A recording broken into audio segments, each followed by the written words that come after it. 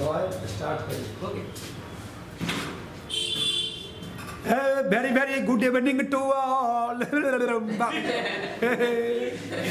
चलिए, तो आप लोग की एग्जाम काफ़ी नज़दीक है। फिलहाल जो है हम आपको बता दें, कुछ कविता का पोर्शन कुछ बाकी रह गया था, आज ख़त्म हो जाएगा। तो आज का जो वीडियो होगा इसमें कविता का भी रिवीजन आपका हो जाएगा। और रह गई बात द स्टोरी ऑफ इंग्लिश की, तो आपको जो ऑब्जेक्टिव दिया गया था उसमें पढ़ाया गया है, उसको फॉलो कर लीजिएगा। उसके बाद आपका तमाम ऑब्जेक्टिव पर कमांड हो जाएगा। तो चलते हैं लेसन 6 में, थोड़ा गौर से सुनिएगा और देखिएगा लेसन 6 कहता क्या है। ये लेसन जो है द सोल्जर है। हम जानते हैं कि द सोल्जर है, द सोल्जर को रूपर्ट ब्रूक ने लिखा है। थोड़ा गौर करिएगा हुआ मेरे, द सोल्जर चैप्टर है, इसे रूपर्ट ब्रूक ने लिखा है। बस आधा घंटा में आज चोखा उड़ा के छोड़ देंगे तमाम चैप्टर को।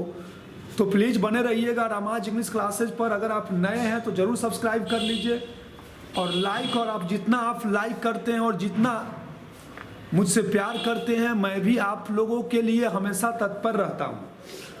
तो लेसन 6 है, सुनिए गौर से। 6, रूपर्ट ब्रूक का जन्म 1887 में हुआ था। 1915 में यह मर गए थे।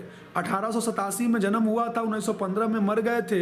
ये जन्म लिए थे शिक्षित परिवार में जन्म लिए थे। उनके पिताजी रग्बी स्कूल के हेडमास्टर थे और वह किंग्स कॉलेज में, कैम्ब्रिज किंग्स कॉलेज में वो शिक्षित हुए थे। और उससे पहले ये अपने पिताजी के स्कूल में पढ़े लिखे थे।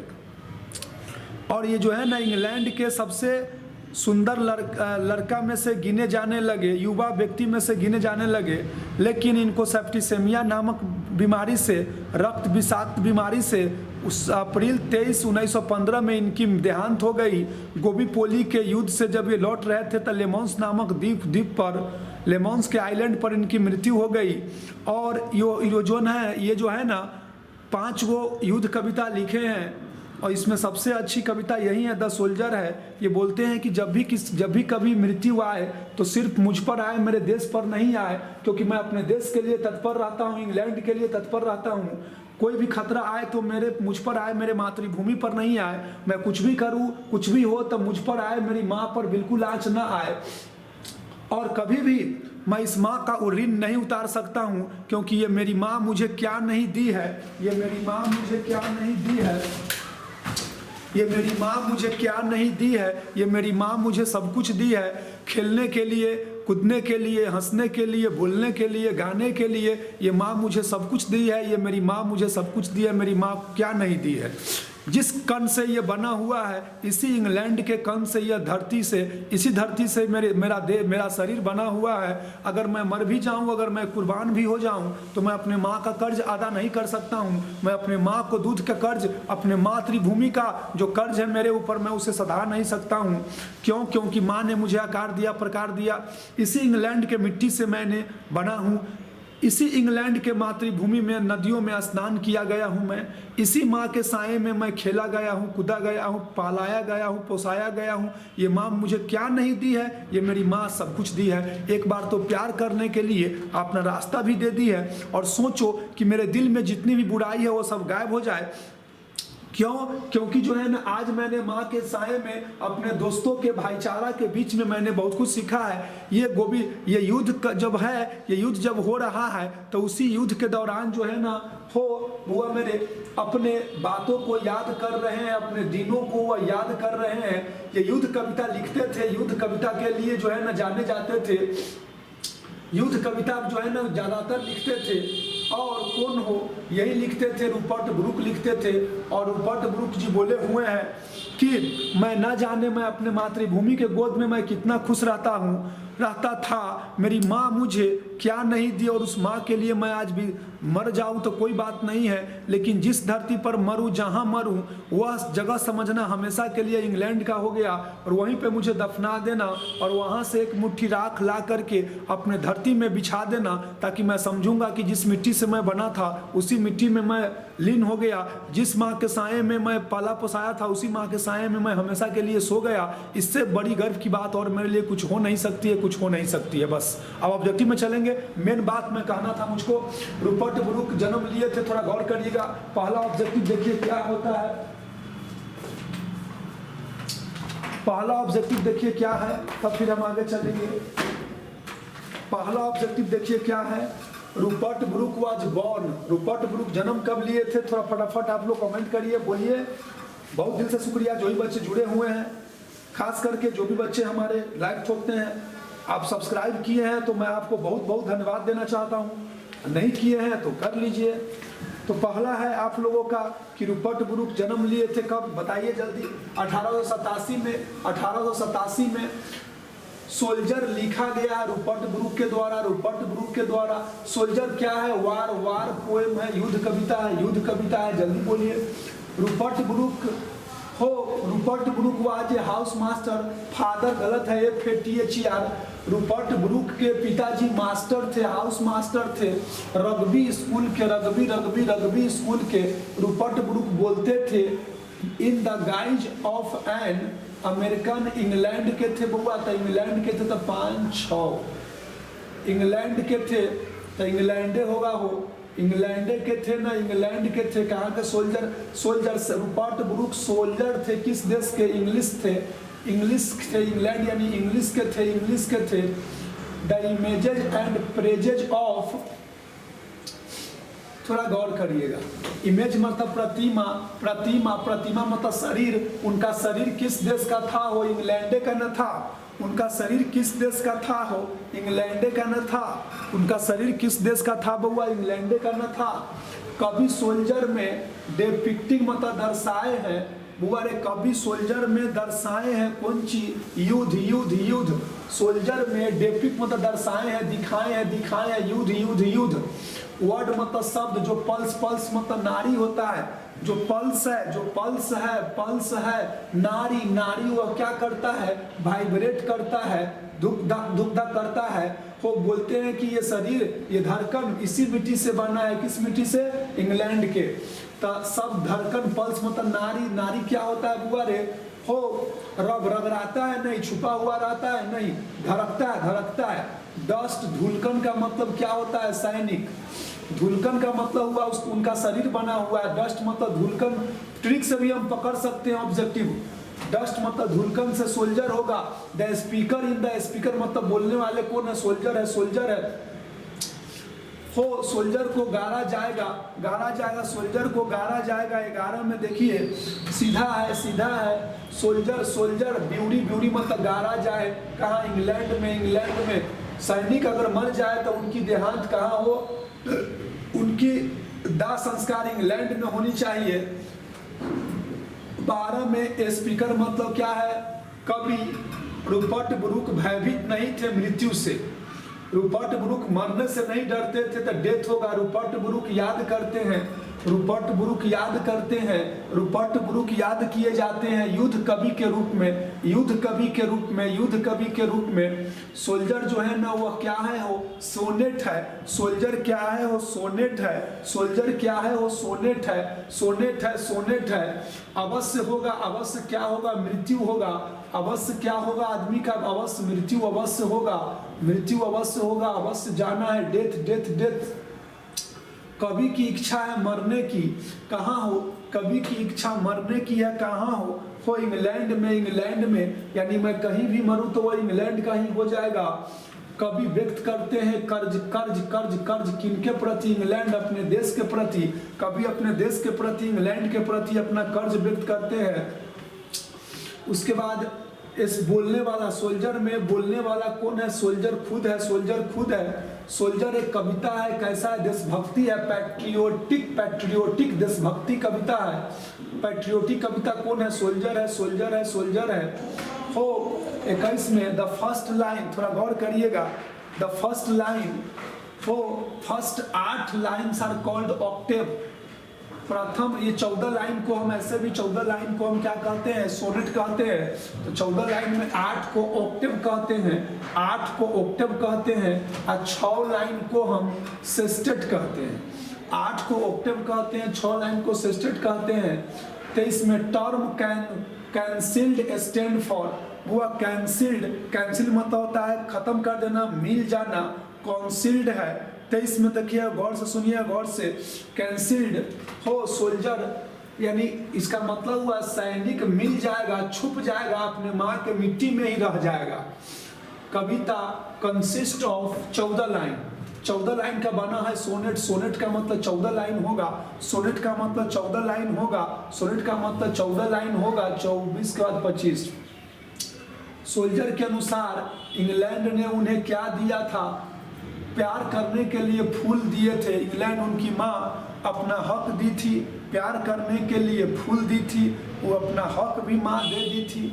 रूपर्ट ब्रूक प्रेरित थे देशभक्ति भावना से, प्रेरित थे देशभक्ति भावना से युद्ध के शुरुआत में। और ये बात तो आ गया है कि बउआ मेरे, क्या ये इंग्लैंड के लिए बेचैन रहते थे? इंग्लैंड की बात है। चलिए, तो आपको अगर याद हो जाए तो ठीक है, नहीं तो ट्रिक से भी याद करिएगा। 5 कविता था, आज 5 हम आधा लगे, पौन घंटा लगे, जितना देर लपेट देंगे ख़त्म कर देंगे। कल हिंदी के वजह से मैं नहीं आ पाया था, ख़त्म करूँगा इनकी मैं आज कहानी, क्योंकि कल एग्ज़ाम भी है आर्ट्स वाले की, तो वहाँ से फिर देखेंगे जैसे होगा। प्लीज़ रिवीजन कर लिए, जैसे होगा वैसे। टेलीग्राम चैनल से सभी लोग जुड़ जाइए, प्लीज़ जुड़ कर रहिए, सभी लोग जुड़ कर रहिए। अब सोल्जर खत्म है। मैकबीटी तो एक बिलार का नाम है, जो टी.एस. इलियट का बिलार है। मैकबीटी बिलार का नाम है, टी.एस. इलियट का बिलार है। मैकबीटी बिलार का नाम है, टी.एस. इलियट का बिलार का नाम है। चलिए लेसन 7 में आ गए। एक सेकेंड,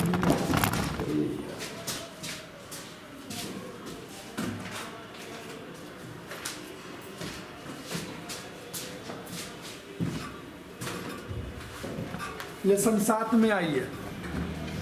मैकबीटी एक बिलार का नाम है, जो रहस्यमयी बिलार है। किसके हो? लेखक के रहस्यमयी बिलार है। टी.एस. इलियट कवि है। तो टी.एस. इलियट हो, थॉमस स्टर्न इलियट का जन्म हुआ 1888 में, मर गए 1965 में। 1888 में जन्म लिए, 1965 में मर गए। ये जन्म लिए थे एस.टी. लॉरिस मिसूरी यूएसए में, लेकिन आखिरकार ये जाके सेटल हो गए कहाँ? इंग्लैंड में सेटल हो गए। और ये जो है ना, लिटरेचर में, साहित्य में बहुत ही प्राप्त किए थे, दक्षता, कुशलता। और ये एंग्लो कैथोलिक धर्म के थे, और ये बहुत ही जो है ना 20वीं शताब्दी के कवि थे। और ये जो है ना ड्रामाकार थे। 1948 में इनको लिटरेचर के लिए नोबेल प्राइज भी मिला है। और ये वेस्टलैंड एस वेडनेसडे 4 क्वार्टर के लिए जाने जाते हैं। ये जो है ना बहुत ही जाने माने प्रसिद्ध कवि थे। और इनके पास एक बिलार था, पालतू बिलार, वो बहुत बदमाश था, खच्चर था। उसका नाम मैकबीटी था। मैकबीटी को छुपा रुस्तम कहते हैं। ये मास्टर ऑफ क्रिमिनल था। ये सभी नियम को फेल कर देता था।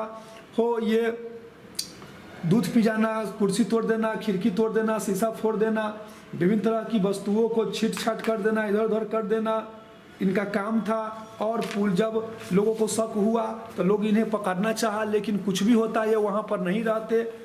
ये गुरुत्वाकर्षण बल के सिद्धांत को भी तोड़ देता था। ये हवा में छलांग लगा सकता था, हवा में उड़ सकता है। ऋषि और फकीर भी इसको देखकर दंग रह जाता है कि क्या बात है, इतना कौन कर रहा है। विभिन्न तरह के काम करता, शीशा तोड़ देना, कागज पत्थर काट देना, बाथरूम में जाकर तेला बेला कर देना, किचन में शीशा उसा बर्तन उर्तन खाना उना सामान खा के बिखेर देना। और जब लोग पहुंचता तो वहाँ पर ही नहीं रहता, लोगों को शक भी नहीं होता कि ये ऐसा काम किया है। सारा तेला बेला यही करता था, लेकिन ये पकड़ा नहीं जाता था। ये दुबला पतला जिंगर कैट था, दुबला पतला था, इसका आँख धंसा हुआ था और गद्दादार जो है ना इसका चमड़ा था, मोच बिखरा हुआ था, धुलकन से बिखरा हुआ था। और ये अपने सांप की तरह गर्दन को हिला सकता था, इधर से उधर कर सकता था। ये बिलार के भेष में शैतान इसको कहा जाता है। ये गलियों कुच्चे चौराहा पर इसको देख सकते थे, लेकिन जहाँ पर क्राइम होता वहाँ पर ही पकड़ा नहीं जाता। पुलिस को खबर किया गया, पुलिस भी अचंभित रह गया। जब क्राइम होता तो लोग आते, पुलिस आते, तब पता चलता वहाँ पर ये नहीं रहता।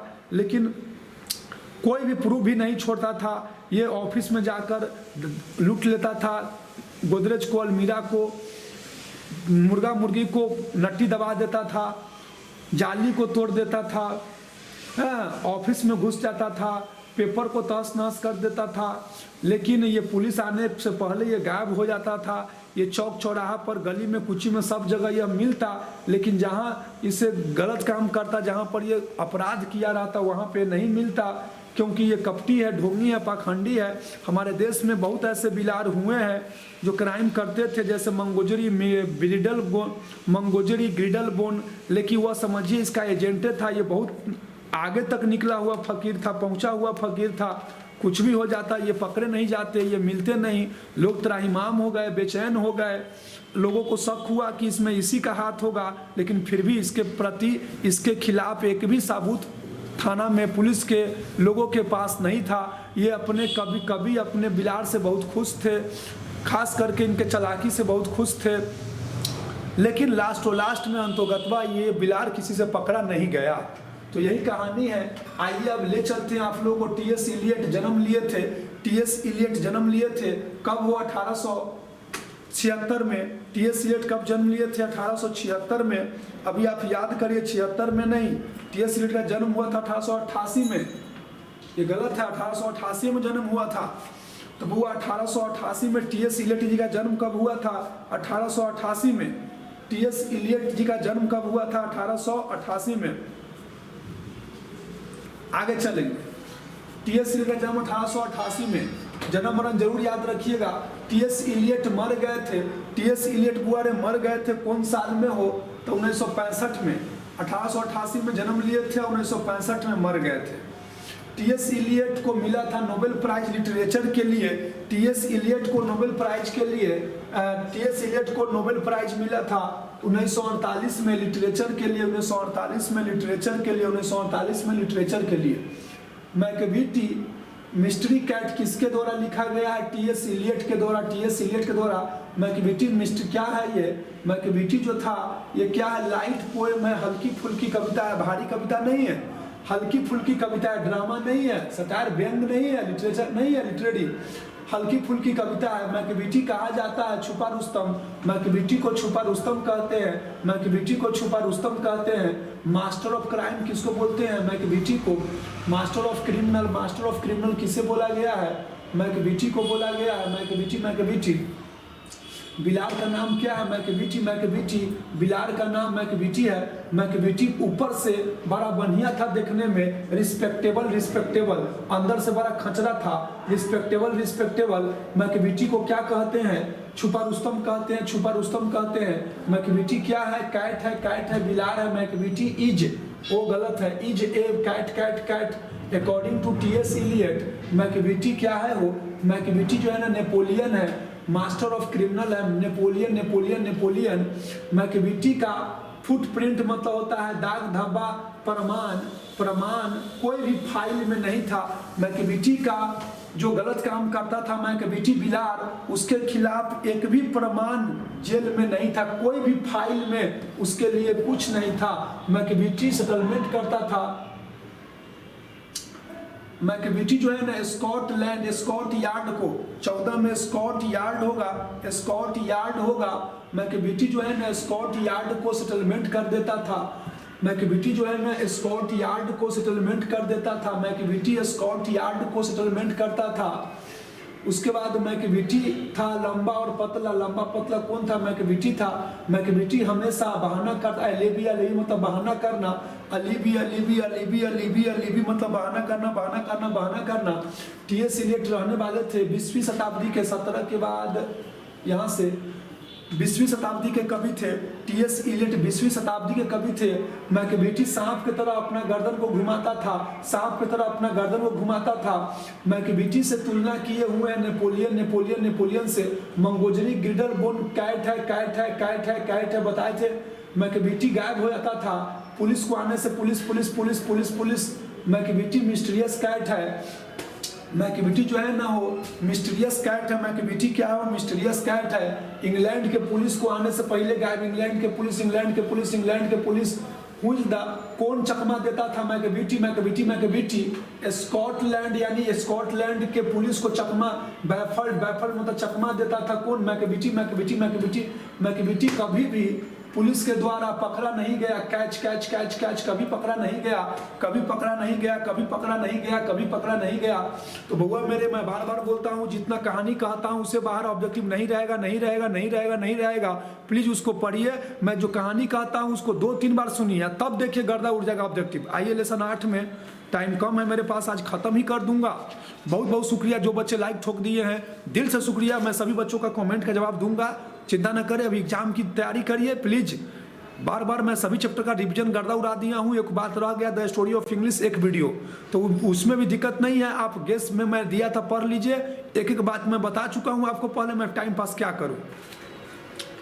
आइए लेसन 8 में फायर मतलब आग, हिम मतलब गीत, आग का गीत है। फायर मतलब आग, हिम मतलब गीत, आग का गीत है। केकीएन दारूवाला लिखे हुए हैं, आग का गीत केकीएन दारूवाला लिखे हुए हैं। केकीएन दारूवाला का जन्म हुआ 1937 में। इन्हें साहित्य अकेडमी अवार्ड 1984 को मिला हुआ है। कॉमनवेल्थ अवार्ड भी मिला हुआ है 84 को, साहित्य अकादमी अवार्ड भी मिला हुआ है। और ये जाने माने प्रसिद्ध कवि थे, छोटे छोटे कहानी लिखते थे, याद रखिएगा, ये छोटे छोटे कहानी लिखते थे। और इनका जो है ना कविता देहात से जुड़ा हुआ ज़्यादा रहता था। इस कविता में जो है ना मृत्यु पर, प्यार, अहिंसा पर, समाज पर, प्यार पर, इस सब पर ज़्यादा लिखते थे। ये पुलिस में रह चुके थे, इसीलिए यह जो है ना गलत काम को बर्दाश्त नहीं करते थे। Under यूरियन appreciation in pre land crossing of reverse, ये सब इनका महत्वपूर्ण काम है। और ये एक बार की बात है, कभी अपने पिताजी के साथ नदी के किनारे पर टहल रहे थे। लेसन 8 है। एक बार कवि और कवि के पिताजी, एक बार कवि और कवि के पिताजी सुबह में नदी के किनारे पर टहल रहे थे, नदी के घाट पर टहल रहे थे। वहाँ पर कुछ लाशें को जलाया जा रहा था, जलाया गया था, जलाया जाता था। तो वहाँ पर देखे कि ये लाश जल रहा है। उस लाश का कुछ भाग बचा है, कुछ भाग जला है, यानी कुछ भाग तो जल चुका है, कुछ भाग ऐसे ही है, कुछ भाग तो जल चुका है, कुछ भाग नहीं जला है जो बेकार दिखता है। तो इनको बहुत अजीब महसूस किए। बोले कवि को, बेटा देखते हो आज की क्या विडंबना है, क्या स्थिति है। लोग अपनों को भी टाइम नहीं देते हैं। कुछ भाग जला है, कुछ भाग अध जला है। अजीब फिंगर, अंगुली, विभिन्न तरह की जो है ना अंग, कुछ जला था और कुछ नहीं जला था। और सूरज की और चांदनी रात जो उस पर पड़ रही थी, अजीब गरीब माहौल था। आने जाने वाले बड़ा भयभीत हो जाते थे, डर लगता था ये क्या है, क्योंकि जो है ना ये आदमी का, ये आग अपना घोतक है। बोलते थे कभी कि आग को भी ऐसा नहीं करना चाहिए, अपना काम कम से कम पूरा करके ही दम लेना चाहिए। आग कैसा निंदनीय वस्तु है जो अपनी काम को भी सही ढंग से नहीं कर सकता है। कभी जोरोस्टोरियन थे, पारसियन थे। ये जो है ना एक बार की बात है, 20 साल लगभग बात का हो गया। तो कवि के प्रथम बेटा मर गए,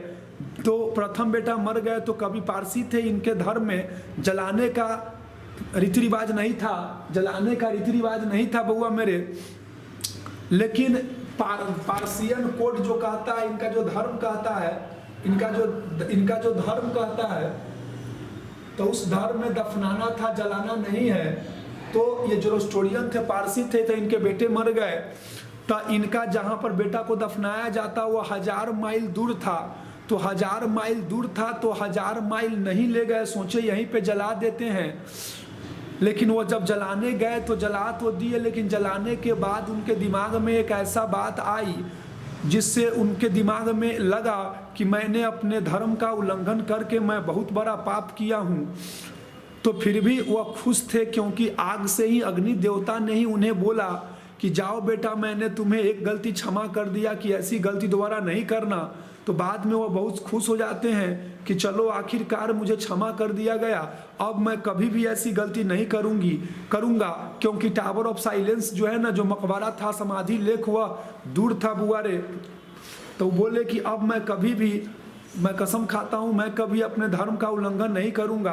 और ये भी कसम खाए कि आग को भी गलत काम नहीं करने दूंगा, आग को भी ऐसा काम मैं कभी नहीं करने दूंगा। आग को भी अपना काम जब तक नहीं कर लिया तब तक मैं उसे जीवित रखूंगा। बस यही है। अब इतना समझ गए तो गारंटी अब धज्जिया उड़ा दीजिएगा। बार बार मैं बोल रहा हूँ, कविता में जान नहीं रहता है। कविता में 5 मिनट बहुत हुआ, जो बताता हूँ उसी से रहेगा क्वेश्चन। आइए, फायर हिम लिखा गया है। फायर मतलब उड़ा दीजिए दारूबाज को, तो दारू वाला होगा बुआ रे। दारू वाला को फायर हिम दारू वाला लिखे हैं। केकियन दारू वाला एंडो एंग्लियन थे, एंडो एंग्लियन अभी बताए हैं। केकियन दारू वाला जन्म लिए थे। केकियन दारू वाला बुआ मेरे, केकियन दारू वाला 3 के बाद 4। केकियन दारू वाला का जन्म कब हुआ था? वो 1884 में, 1884 में जन्म हुआ था वो। देख लीजिए दिक्कत है तो 1884। केकियन दारू वाला का जन्म हुआ था 1937 में। क्या लिखा हुआ है? 1937 में ए होगा। 1937 में जन्म हुआ था, 1937 में, 1937 केकियन दारू वाला साहित्य अकादमी अवार्ड मिला था इनको, को कहा गया साहित्य अकादमी अवार्ड। 1884 में साहित्य अकादमी अवार्ड मिला था, साहित्य अकादमी अवार्ड मिला था। सारा बात पढ़ाया गया है, 4 वो भी ऑब्जेक्टिव हम पढ़ाए हैं, 4 ऑब्जेक्टिव आपको पढ़ाया गया है। चलिए 5 में आइए फटाफट। कभी देखे 5 में क्या है? कभी देखे अंगारा, अंग देखे, इम्बर्स अंगारा देखे। अंगारा की कुछ जलल है, कुछ बचा हुआ है, डेड बॉडी नहीं, अंगारा। राख का कलर जो होता है कैसा होता है? ग्रे भूरा रंग का। केकियन दारू वाला अपने बेटे को जला दिए। बेटा फ्लेम मतलब जला देना। सन 20 साल जब हो गया तो सन प्रथम बेटा उनका मर गया था। हम देखे अंगारा, अंग जो है ना एकदम लाल हो चुका है, अंग लाल हो चुका है। किस कविता में? Fire him. कवि जो है फायर हिम में कवि अबाउट मतलब बारे में, किसके बारे में लिखे हैं? बर्निंग घाट के बारे में, जहाँ पर दफनाया जाता है, लाश को जलाया जाता है। केकियन दारू वाला जाने माने लेखक थे। शॉर्ट स्टोरी, छोटे कहानी छोटी साहित्य अकादमी अवार्ड मिला था केकियन दारू वाला को 84 में, 1984 अभी हुआ है। इट वाज द, यह कवि ही थे। इट वाज द पोएट, कवि थे। तो कवि के कौन थे? पिताजी थे। घाट पर कवि के साथ कौन थे? पिताजी। केकियन दारू वाला थे धर्म से इंडो इंग्लियन, यानी पारसी थे। याद रखिएगा। सांप वाला है, तो दूसरा है। ये दूसरा लेसन के आगे आइए। दाह संस्कार मृत शरीर का पारसी में अलग होता है। क्रिमेशन मतलब दाह संस्कार, मृत शरीर का दाह संस्कार अलग होता है। इट वाज द, कवि के साथ कौन थे? उनके पिताजी। तो हो ये गया है। भूल जाता है अपना काम करना आग भी अपना काम करना, फॉरगेट मतलब भूल जाता है। आग भी अपना काम करना भूल जाता है। कसम खाए कि आग को कभी भी ऐसा गलती करने नहीं देंगे। केकियन दारू वाला कसम खाए कि आग को कभी भी ऐसी गलती नहीं करने देंगे। केकियन दारू वाला। कंसाइनिंग मतलब ले गए अपने प्रथम बेटे को जला दिए। फ्लेम मतलब जला दिए। 20 साल हो गया, पहले 20 साल इस बात को हो गया, 20 साल इस बात को हो गया। जोरोस्टोरियन कौन थे? केकियन दारू वाला थे। डी नंबर ऑप्शन गायब कर दिया है। जोरोस्टोरियन कौन थे? केकियन दारू वाला, डी ऑप्शन होगा। केकियन दारू वाला कौन थे हुआ? केकियन दारू वाला 20-21 केकियन दारू वाला थे। केकियन दारू वाला थे, कहाँ गया 20? यहाँ केकियन दारू वाला डी यहाँ है। 21 में आइए। 21 में क्या कहता है?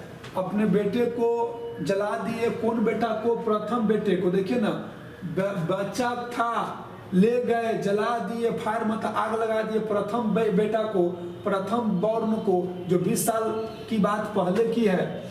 कभी जो है देखे लाल अंगारा को, अंगारा मतलब अंग को, कुछ जला था कुछ नहीं जला था, कुछ जला था कुछ नहीं जला था। सांप, नॉर्मल लेसन है। स्नैक मतलब सांप की कहानी है। स्नैक मतलब सांप की कहानी है। प्यारे बच्चे मेरे, बस 10 मिनट रुक जाइए, थोड़ा सा मूड में हम आज। हम गर्दा आप लोग तो गर्दा छुड़ा दिए, इतना लाइक ठोक देते हैं और इतना मेरा सब्सक्राइबर डेली नए बच्चों को आप बोलते हैं। बहुत दिल से शुक्रिया मैं आप लोगों को करता हूँ। मेरे बस चलता तो मैं क्या बताऊँ आप लोगों को, सीधा जो है एक उनको नौकरी मैं दे देता। लेकिन याद रखिए, मेहनत का फल और सब्र का फल हमेशा मीठा होता है प्यारे मेरे। लेसन 9 में सांप की कहानी है। D.H. लॉरेंस लिखे हुए हैं। D.H. लॉरेंस इसके रचयिता है प्यारे।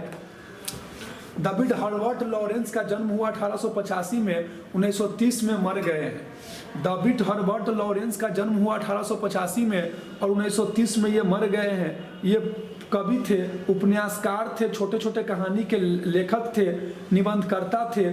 और ये जो है ना, माता पिता में बड़ा झगड़ा झुगड़ी होता था इनके माता पिता के बीच में, उसी कलह के बीच में जन्म लिए थे। इनके पिताजी पियक्कर थे, माताजी सभ्य सुशील थी। लेकिन ये शुरू में जो है ना, अपने पिताजी के रास्ता को छोड़ करके माँ के रास्ता पर चले और बाद में माँ के रास्ता को दरकिनार करते हुए पिताजी में जो गुण था कुछ, उसके वर्चुअल गुण से ये आगे बढ़े और ये जाने माने हो लेखक बने। इनके बहुत सारे काम है, कलेक्शन पोएम, बहुत सारे सेंस ऑफ लव। और इस कहानी में इस कविता में ये सांप के बारे में लिखे हैं। ये लिखे हैं कि एक बार की बात है, गर्मी का महीना है, जून जुलाई का महीना है। मैं पैजामा पहना था और मैं घड़ा लेकर अपने पानी के हौज के पास गया। गर्मी के समय में पानी के पीने के लिए गया, पानी लाने के लिए गया पानी के हौज के पास। तो देखा मुझसे पहले सांप आया हुआ है। तो मैंने इंतज़ार किया, सांप को नहीं मारा। मैंने सांप का इंतज़ार किया कि जब तक सांप पानी नहीं पी लेगा तब तक हम नहीं पानी लेंगे। तो इसी उधरबुन में टाइम बीतता गया बुआ मेरे। फिर भी ये बोल रहे हैं कि मेरे मन में विभिन्न बातें आती रही कि मुझे सांप को मार देना चाहिए, न तो सांप जो है मुझे कभी मार देगा। फिर भी ये इंतज़ार करते रहे कि नहीं, जब तक सांप पानी नहीं पी लेगा तब तक मैं पानी नहीं लूँगा, क्योंकि पहले यही आया है, पहले इसी का बारी है, तो पहले ये पी लेगा तभी हम कुछ करेंगे। तो क्या हुआ, इसी उधेड़बुन में ये सोच रहे हैं, क्योंकि जहाँ पर इनका पानी का हौज था वहाँ से नल की बूंदे टप टप पानी गिर रहा था और बगल में कैरोब ट्री का एक पेड़ था सुगंधदार। इनको लगा कि इसी दीवार में, वहाँ पर दीवार था, इनको लगा इसी दीवार के क्षेत्र में से कहीं न कहीं से सांप आया है और पानी पीने आया है, तो मुझे इसे मार देना चाहिए, नहीं तो हमें कभी मार देगा ही। फिर भी इनको लगा कि नहीं मारना चाहिए, तो खड़ा होकर अपना इंतज़ार कर रहे हैं कि क्या करूं ना करूं, मार दूं कि छोड़ दूं कि रहने दूं ना करूं। तो ऐसे ही करते करते समय बीत रहा है। पानी पी करके पूरे आराम से पानी पी रहा है। सांप को लगता है कि अपना बाबूजी जी के हौज है। पानी पी के अपना गर्दन को उस नल पर, पत्थर पर टिका देता है और इधर उधर देखता है। कवि के ऊपर भी अस्पष्ट, भैगोली मतलब अस्पष्ट रूप से देखता है। फिर वह पानी पीता है, बहुत देर तक पूरे बॉडी में पानी को फैलाता है। उसके बाद जो है ना, कुछ देर के बाद जो है ना, तब तक कवि के दिमाग में आता रहता है कि मार दे कि छोड़ दे, क्या करे। और ये चुस्की ले लेकर पानी पीता रहता है। अब इतना होते होते टाइम इनका बीत रहा है। अब इसके बाद बहुत देर के बाद सांप अपने बिल की ओर जहाँ से आया था वहाँ पर जाने लगा। तभी सोचे कि ना हम मार देंगे, तू मौगा छे, तू डर गेल छे, इसे आही लागी नहीं मारता है, तू मार दो। तो कवि बोले हाँ मैं तो डर गया था सांप से, तो मैं डरता ही हूँ।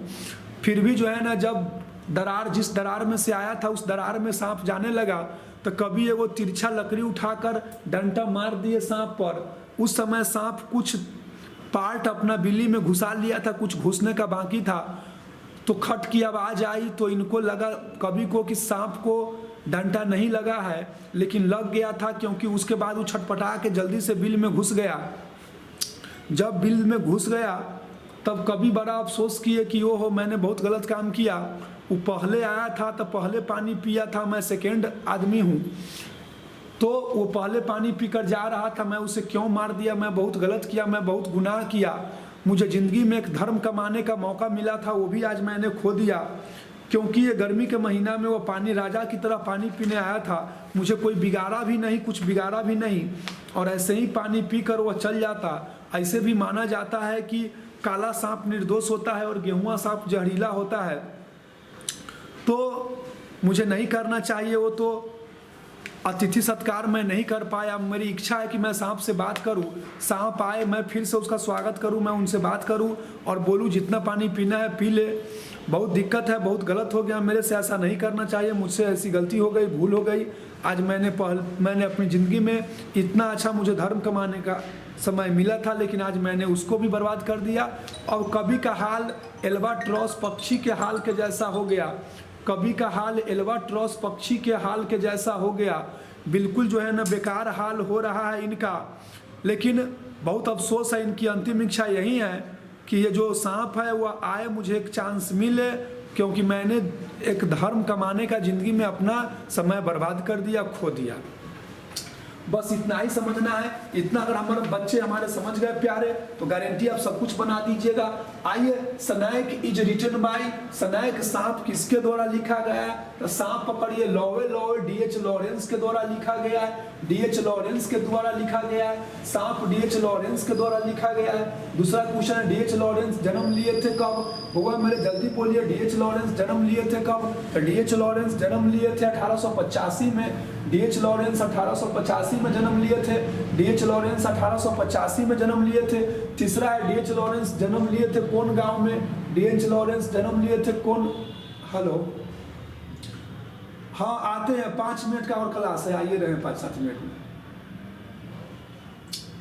तो ये ईस्ट डी.एच. लॉरेंस, तीसरा में डी.एच. लॉरेंस जो है उनका जन्म ईस्ट वुडलैंड के नोटिम्सशायर गांव में जन्म हुआ था, याद रखिए ये सब।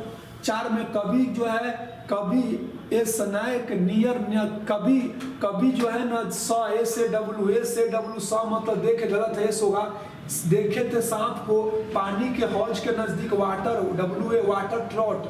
कभी देखे सांप को पानी के हौज के पास, सांप को देखे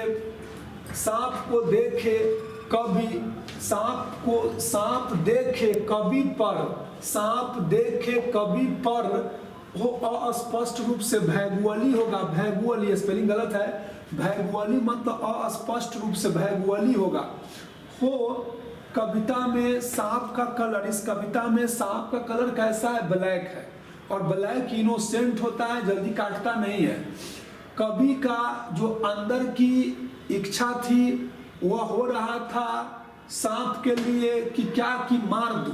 कवि में अंदर से जो आ रहा था कि सांप को मार देना चाहिए, लेकिन टाइम लग गया सोचते सोचते।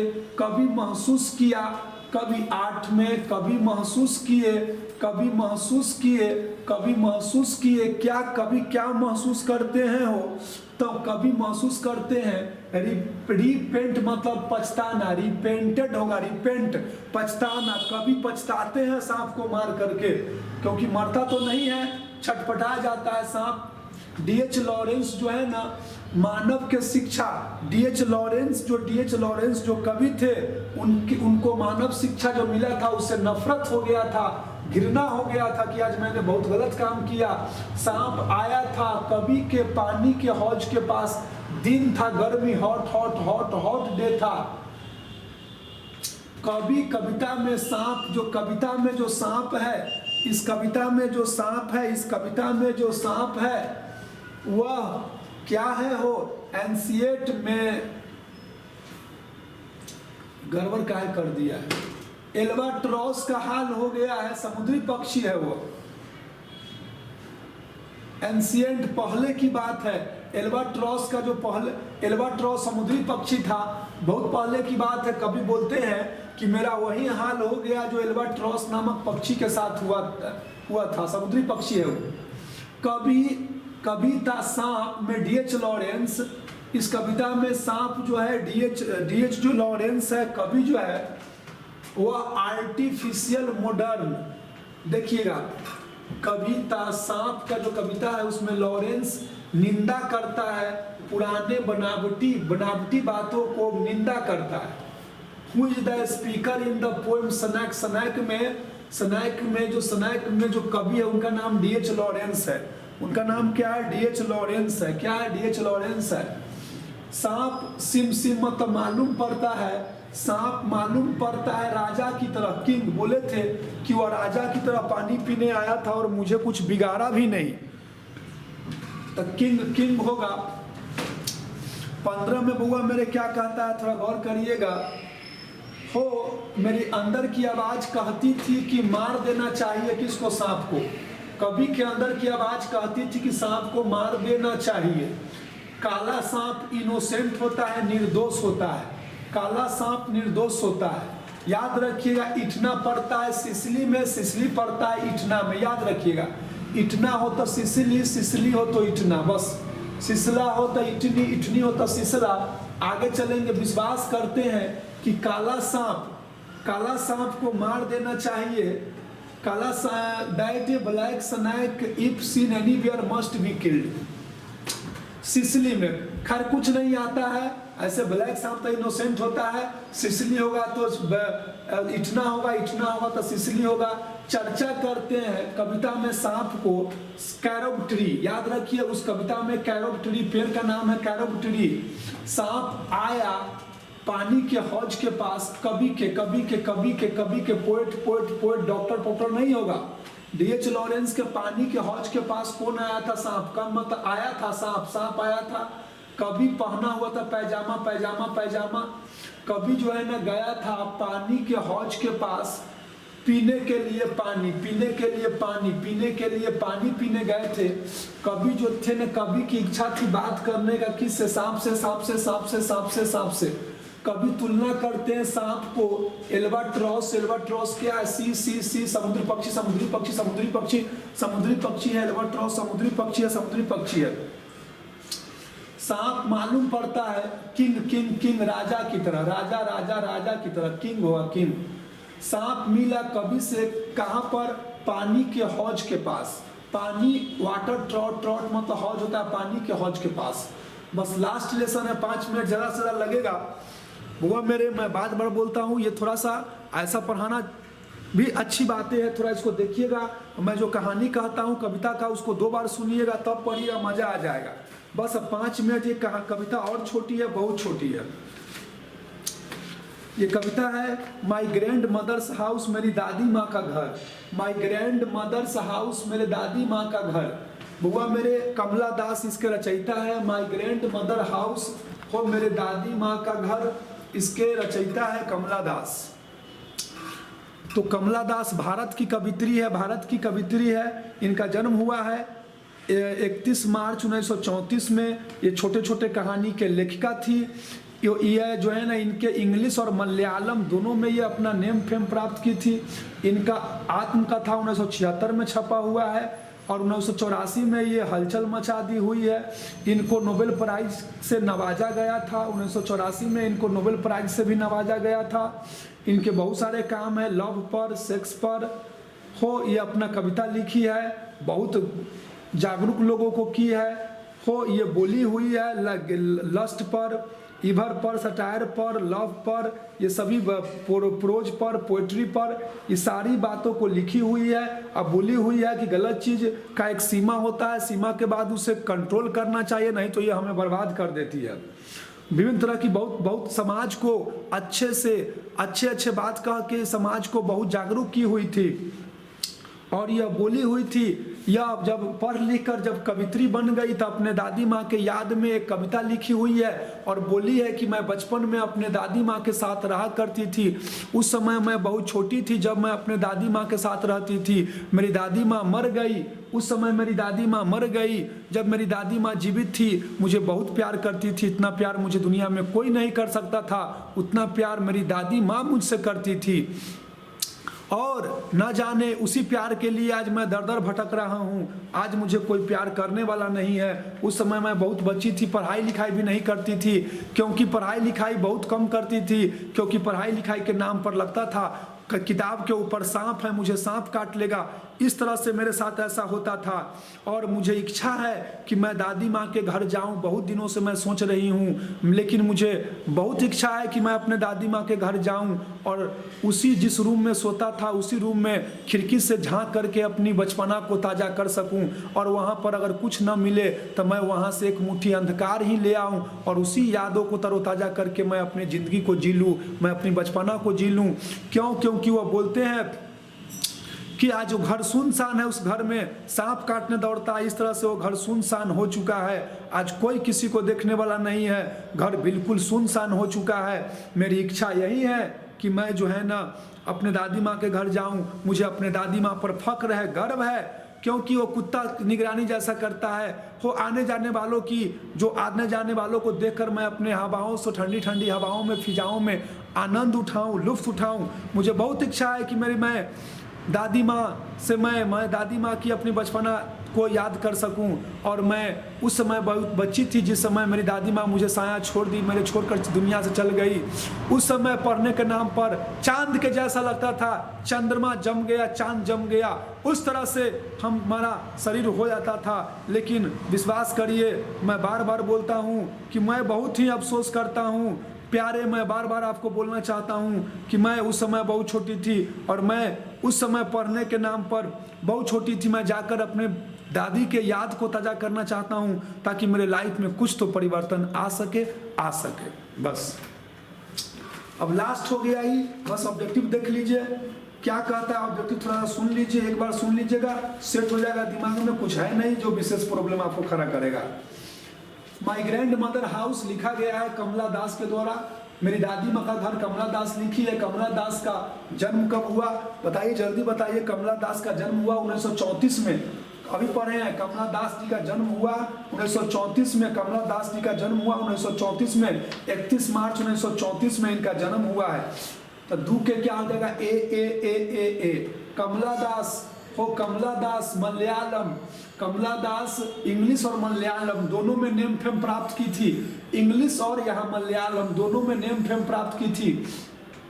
76 में कमला दास का ऑटोबायोग्राफी छपा हुआ है। 76 में ऑटोबायोग्राफी छपा हुआ है, आत्मकथा कमला दास का ऑटोबायोग्राफी 76 में छपा हुआ है। कमला दास प्राप्त किए थे, कमला दास प्राप्त की थी, पर कमला दास प्यार मिला था ग्रैंड मदर के घर पे। दादी माँ के साथ इन्हें प्यार मिला था, दादी माँ के घर पे इन्हें प्यार मिला था। ओमैन WOMAN, ओमैन जो मर गई थी कमला दास की, क्या थी, ग्रैंड मदर थी। कमला दास याद करती है अपने खुशी को दिनों को जो बिता दी किसके साथ, ग्रैंड मदर के साथ। कमला दास कवित्री थी, किस देश की, भारत की। कमला दास भारत की कवित्री थी, पोएटेस थी। कमला दास जो है ना, 8 में क्या क्वेश्चन कर रहा है, फिर देखिए 8 में क्या, कमला दास कवि है, कमला दास कवि है 8 के, कैसी कवि है 8 के। कमला दास कवि है, ग्रैंड मदर फादर, ये तो इंडियन होगा, चलिए ग्रैंड मदर। कवि जो है कवि, स्पीकर मतलब बोलने वाली, यानी कवित्री। ग्रैंड मदर में कवित्री हो। दादी माँ के घर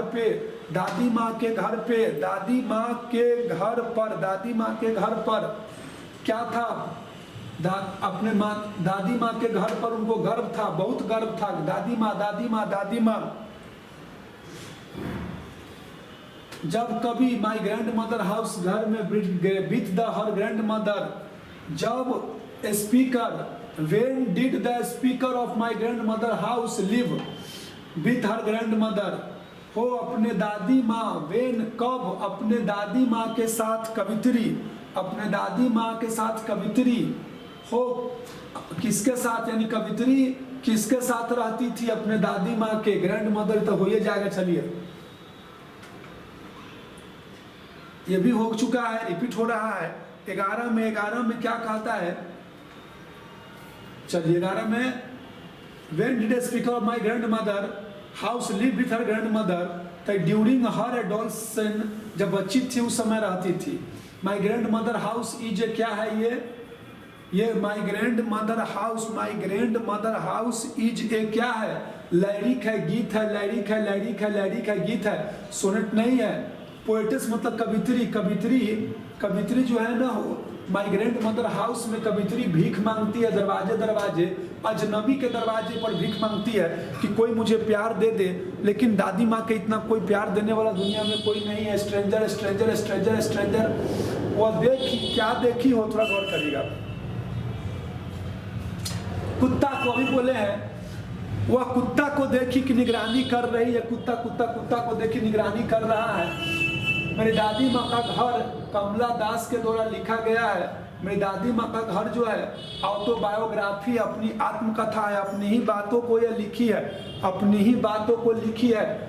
माई ग्रैंड मदर हाउस में अपनी ही बातों को लिखी है, तो उसको बोलते हैं ऑटोबायोग्राफिकल।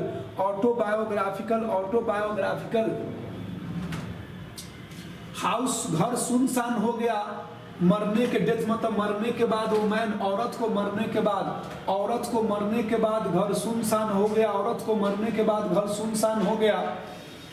व्हाट हो सांप घूमता था फ्रीली, सांप जो है ना उस घर में घूमता था। घर इतना पुराना हो गया, घर इतना पुराना हो गया, सांप उस घर में क्या करता था, घूमता था। Which figure of speech has been used to grandmother हो स्माइल।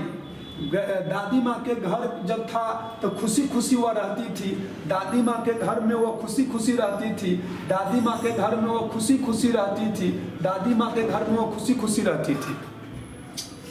तो बुआ मेरे 18 को मात्र था इसमें। प्लीज़ ये आज का जो वीडियो था लेसन 6, 7, 8, 9, 10 सब मैंने पढ़ाया, इससे बाहर ऑब्जेक्टिव नहीं रहेगा। प्लीज़ मेरा बात मानिए, 40 को ऑब्जेक्टिव रहता है किताब से, तो थोड़ा सा ध्यान दे दीजिएगा। तो 35-36 वो ऑब्जेक्टिव गारा आराम से बनेगा, 35-36 को कोई नहीं रोकेगा, 35 ही बन जाएगा। तो ग्रामर से भी कुछ बनाना उचित होता है, समझ गए ना। ऐसा ना हो कि पता चले ग्रामर बच्चा पढ़वे नहीं किया है, तो आप थोड़ा ग्रामर भी बनाइए ताकि अट्रैक्टिव लुक हो। तो 35 को भी निकाल दीजिएगा, आराम से निकलेगा। तो 15 को tense, voice, narration, time and tense और मॉडल्स पर आराम से 15 नंबर निकल जाएगा। तो 15 और 35 50। और सब्जेक्टिव तो मैंने एक एक बात बता दिया हूँ कि ऑब्जेक्टिव निकाल दीजिए, निबंध लिख दीजिएगा, VVI निबंध है फेयर पर। उसके बाद आपको बता दे फेयर है, हॉबी है, कोविड-19 है, ओमिक्रॉन कोविड-19 है। उसके बाद मैं बता दूँ टेररिज्म, ये टेररिस्ट है, टेररिज्म है, ये सब 4-5 को पर रट लेंगे। फेयर है, ये 4-5 को, लाइफ है, ये 5-6 को निबंध में से कोई ना कोई एक रहबे करेगा। और उसके बाद मैं आपको बता देता हूँ, निबंध हो गया, लेटर एप्लीकेशन लिख दीजिएगा, बताए किए थे। 10 को में 5 क्वेश्चन आंसर का जवाब दीजिएगा। उसके बाद आपको बता दे राइटर 2 को मैचिंग कराइएगा राइटर्स में। तीसरका में 6 गो में 3 गो का जवाब देना रहता है, 6 गो में 3 गो का जवाब देना रहता है। तो 2 को मैचिंग करिएगा तो वो समरी टकराइए जाएगा। समरी कौन कौन VVI है आपको बताए किए थे, टिक मरवाए किए थे, याद होगा। और उसके बाद पैसेज बना लीजिएगा, उसी में से क्वेश्चन आंसर खोज के बना दीजिएगा। हो गया 100 में 100 लिख कर आ गए। 80-90 नंबर कौन हर लेगा? अगर अच्छा लिखिएगा तो जानते हैं 94 नंबर हाईएस्ट था पिछले साल का, जो रिकॉर्ड था 4 जिला का। तो मेरी शुभकामनाएं आपके साथ है, आपका रिजल्ट अच्छा, आपकी परीक्षा अच्छी जाए और रिजल्ट अच्छा जाए। ये मेरी हमारे सभी बच्चों को, चाहे जो मेरे यहाँ पढ़े न पढ़े हो, सभी बच्चों को मेरी शुभकामनाएं आपके साथ है कि गॉड आपको भला करे, गॉड आपके साथ है। और मेरा प्यार, मेरी शुभकामनाएं आपके साथ है। जय हिंद, जय भारत। जो भी दोस्त मेरे, भाई मेरे, बेटा बेटी मेरे कमेंट किए उनके लिए दिल से शुक्रिया। आज कमेंट का बात नहीं ले सकता हूं, टाइम कम है। जो भी लाइक किए, इतना लाइक किए, उनके लिए दिल से शुक्रिया। और मेरी शुभकामनाएं मेरी आपके साथ है। टेलीग्राम चैनल आप फॉलो करते रहेंगे हमेशा एग्जाम के समय तक। तो मैं मिलता हूँ फिर। Okay bye, good night.